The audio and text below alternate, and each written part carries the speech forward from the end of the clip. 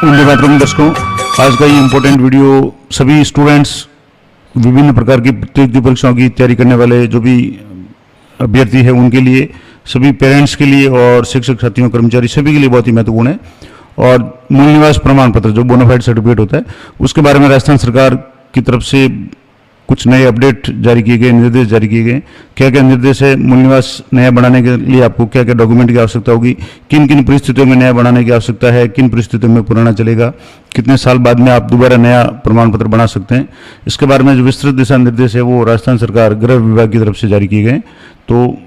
थोड़ा सा वीडियो लंबा होगा, मैं एक एक चीज़ आपके क्लियर करने का प्रयास करूंगा। आपको पता होगा कि कुछ दिन पहले जनाधार के संबंध में भी परिपत्र जारी किया गया था राजस्थान सरकार आयोजन विभाग की तरफ से कि जनाधार में कब कब ऑथेंटिकेट उसमें अपडेट कर सकते हैं, उसके लिए कितनी बार अलाउ किया गया है, क्या चार्ज रहेगा, ये संपूर्ण जानकारी इस टॉपिक पर मैंने वीडियो बना रखा है। तो आज बात करेंगे मूल निवास बोनाफाइड प्रमाण पत्र के संबंध में। तो मूल निवास प्रमाण पत्र है वो जारी करने के लिए 4 जो अधिकारी उनको अधिकृत किया गया है, जिला कलेक्टर, उपखंड अधिकारी यानी एसडीओ, एसडीएम, सहायक जिला 30 और तहसीलदार। ये 4 जो अधिकारी है वो अपने अपने लेवल पे मूल निवास प्रमाण पत्र जारी कर सकेंगे। और इसके लिए निर्देश ये है कि मूल निवासी वह होगा जिसके माता पिता राजस्थान के मूल निवासी हों, या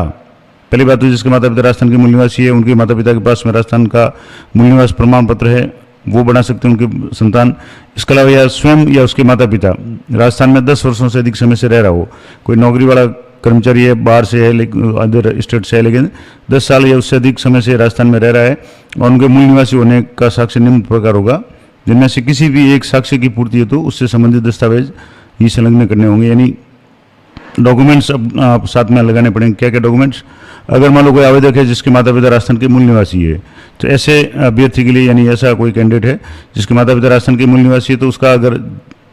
मूल निवास प्रमाण पत्र बनाना है तो आवेदक का जन्म प्रमाण पत्र चाहिएगा। और इसके अलावा राजस्थान माता पिता का राजस्थान का मूल निवास होने का प्रमाण पत्र, राजस्थान के मूल निवासी है वो प्रमाण पत्र हो जाएगा। जो भी आवेदक उसका जन्म प्रमाण पत्र हो जाएगा तो मूल निवास बन जाएगा। दूसरा, आवेदक या उसके माता पिता का राजस्थान में 10 वर्ष से अधिक अवधि में मकान, वर्ष या उसके अवधि में मकान हो, यानी आवेदक चाहे बाहर का हो लेकिन 10 साल से राजस्थान में रह रहा हो, उसका मकान वगैरह हो, तो ऐसी स्थिति में आवेदक उसके माता पिता का चुनाव चिन्ह, चुनाव पहचान पत्र, पासपोर्ट, ड्राइविंग लाइसेंस या आधार कार्ड या अन्य फोटो युक्त जो भी दस्तावेज हो वो चाहिएगा।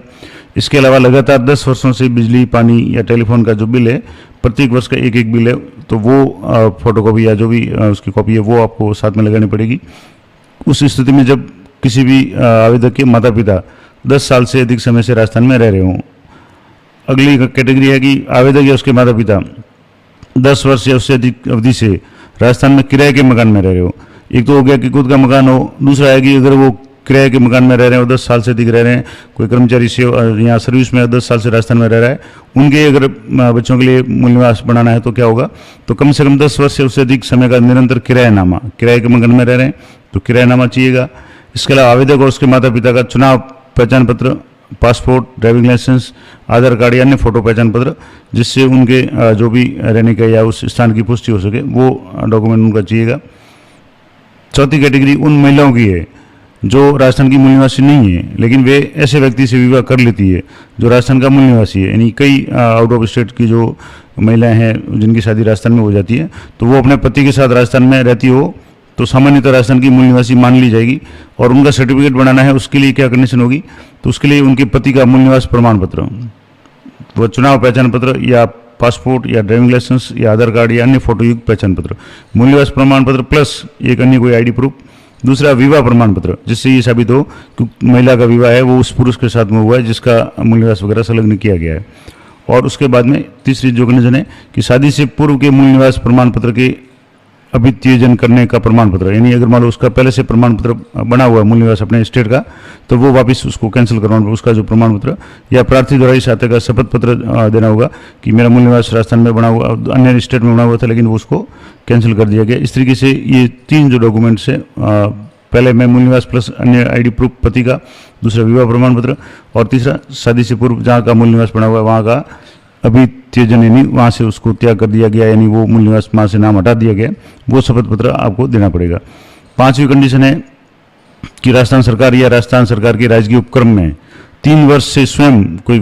कर्मचारी खुद हो या उसके पति पत्नी या उसके माता पिता कार्यरत हो, 3 साल से अगर है कार्यरत, तो उस स्थिति में माता पिता, जिसमें माता पिता पति या पत्नी के राज्य सरकार या राज्य के उपक्रम में 3 वर्ष से पद स्थापित होने का एक तो प्रमाण पत्र देना पड़ेगा। दूसरा, आवेदक या उसके माता पिता का चुनाव पहचान पत्र या ड्राइविंग लाइसेंस या पासपोर्ट या आधार कार्ड या अन्य फोटो युक्त पहचान पत्र। तो सीधी सी बात है कि 3 वर्ष से अधिक का पद स्थापित रहने का प्रमाण पत्र, यानी जो उनके नियुक्त अधिकारी देंगे, और उसके बाद में उनका माता पिता का वगैरह जो भी चुनाव चिन्ह पहचान पत्र है या कोई भी फोटो युक्त आधार है, ड्राइविंग लाइसेंस, वो, और इन सभी सम्मिलित कारकों पर सम्मिलित रूप से विचार करके ये निश्चित किया जाना है कि प्रमाण पत्र दिया जाना चाहिए या नहीं। यानी ये शर्तें पूरी करेंगे तभी उनको प्रमाण पत्र दिया जाएगा। और प्रमाण पत्र जारी करने वाले प्राधिकारी को इस बात से पूर्ण आश्वस्त होना चाहिए कि आवेदक वस्तुतः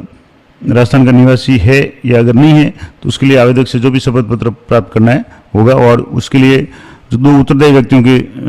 प्रमाण पत्र भी साथ में होंगे, जिसमें उत्तरदायी व्यक्तियों में संसद सदस्य हो सकते हैं, कोई भी MP हो सकते हैं, MLA हो सकते हैं, राजपत्रित अधिकारी हो सकते हैं, गजेटेड ऑफिसर कोई भी, इसके अलावा जिला प्रमुख, प्रधान, जिला परिषद सदस्य, सरपंच, ग्राम सेवक, पटवारी, महापौर, नगरपालिका अध्यक्ष, नगर निगम सदस्य या समस्त अराजपत्रित कर्मचारी, यानी कोई भी सरकारी कर्मचारी या बीट प्रभारी अगर पुलिस के हैं तो उनके भी प्रमाण पत्र है वो उसमें साथ में उत्तरदायी व्यक्ति के रूप में दे सकते हैं। एक और इम्पोर्टेंट बात, TSP क्षेत्र के लिए, जो अनुसूचित जनजाति क्षेत्र है, वहाँ के लिए जो मूल निवास प्रमाण पत्र जारी होगा उस पर अनुसूचित क्षेत्र यानी TSP अंकित किया जाएगा, जिसका विभागीय परिपत्र पहले ही जारी हो चुका है 2008 में। और राज्य सरकार की तरफ से चलाए गए विभिन्न अभियान, जैसे प्रशासन गाँवों के संग, प्रशासन शहरों के संग जो अभियान होते हैं, उसमें भी मूल निवास प्रमाण पत्र अगर बनाए जाते हैं और वहाँ तहसीलदार या SDO के साइन होते हैं तो वो भी पूर्ण रूप से मान्य होंगे। अब बात करेंगे कि मान लो प्रमाण पत्र पहले बनाया हुआ दोबारा बनाना है तो दोबारा कब बनेगा। तो कोई भी अभ्यर्थी एक बार ही मूल निवास प्रमाण पत्र बना सकेगा, लेकिन कुछ परिस्थितियां ऐसी हो सकती है जिनमें उसको दोबारा बनाने की आवश्यकता हो, तो पुनः उसी स्थान से मूल निवास प्रमाण पत्र की दोहरी प्रति यानी डुप्लीकेट संशोधित प्रमाण पत्र या नवीकृत प्रमाण पत्र, या तो वो डुप्लीकेट कॉपी भी प्राप्त कर सकते हैं मान लो खो जाए तो, या उसके कुछ ज़्यादा अपडेट करना है तो वो नवीन प्रमाण पत्र है वो कब जारी किया जाएगा नया मूल निवास। पहली बात तो जब प्रमाण पत्र गुम हो जाए या क्षतिग्रस्त हो जाए या खराब हो जाए तो उसकी डुप्लीकेट कॉपी है वो प्राप्त कर सकते हैं। दूसरा, अगर मान लो प्रमाण पत्र में नाम, जो भी आवेदक का नाम या उसका पता चेंज हो जाए तो फिर नया संशोधित प्रमाण पत्र जारी किया जाएगा या कर सकते हैं उसके लिए आवेदन। तीसरी कंडीशन है कि आयु वृद्धि के अनुसार पहचान के लिए, कई बार है बचपन में अगर मूल निवास प्रमाण पत्र बनाया हुआ है, फोटो वगैरह उसमें क्लियर नहीं है, तो ऐसी स्थिति में नए फोटो के साथ में नवीकृत प्रमाण पत्र, और वो नवीकृत प्रमाण कब बनेगा कि जब पहले वाला जो प्रमाण पत्र वो 10 साल का हो गया हो, यानी 10 साल के उपरांत ही नया प्रमाण पत्र वो जारी किया जाएगा। मान लो कोई बच्चा है जो 5वीं 6वीं में पढ़ रहा है, उसका जन्म मूल निवास प्रमाण पत्र बना दिया, तो 10 साल के बाद में जब वो कॉलेज में आता है तो ऐसी स्थिति में उस समय उसका नवीन फोटो के साथ में नया प्रमाण पत्र है वो बना सकते हैं। अतः तदनुसार मूल निवास प्रमाण पत्र का आवेदन पत्र और जारी किए जाने वाले प्रमाण पत्र की प्रति संलग्न कर निर्देशित किया जाता है कि जिला कलेक्टर, उपखंड अधिकारी, सहायक जिलाधीश और तहसीलदार को उनके कार्य क्षेत्र में निवास करने वाले मूल निवासी को मूल निवास का प्रमाण पत्र उपरोक्त निर्देशों को ध्यान में रखकर जारी करें, और प्रमाण पत्र पर किसी अधिकारी के प्रति हस्ताक्षर काउंटर साइन की आवश्यकता नहीं है। तो ये कुछ इंपॉर्टेंट बातें। अब मूल निवास प्रमाण पत्र का आपको आवेदन कैसे देना पड़ेगा और कौन कौन सा प्रमाण पत्र, जैसे किस तरीके का फॉर्मेट है वो जारी किया जाएगा। तो पहले तो बात करते हैं कि मूल निवास के लिए आवेदन कैसा होगा। तो जो नया मूल निवास के लिए आवेदन प्रमाण पत्र, उसमें प्रार्थी का यहाँ फोटो होगा पासपोर्ट साइज का,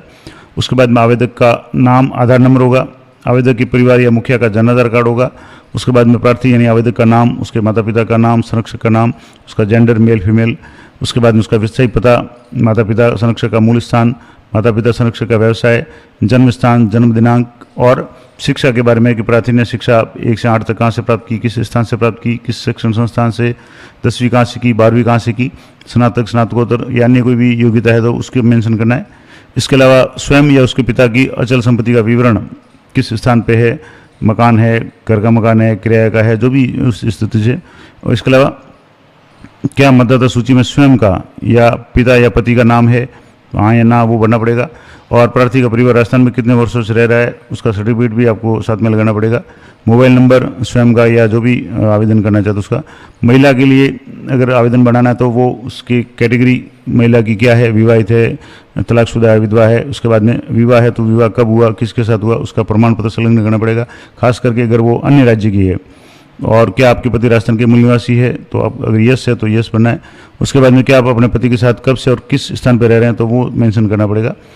और उसके बाद में ये प्रमाण पत्र होगा कि सभी जानकारी वो सही है, विश्वास के साथ में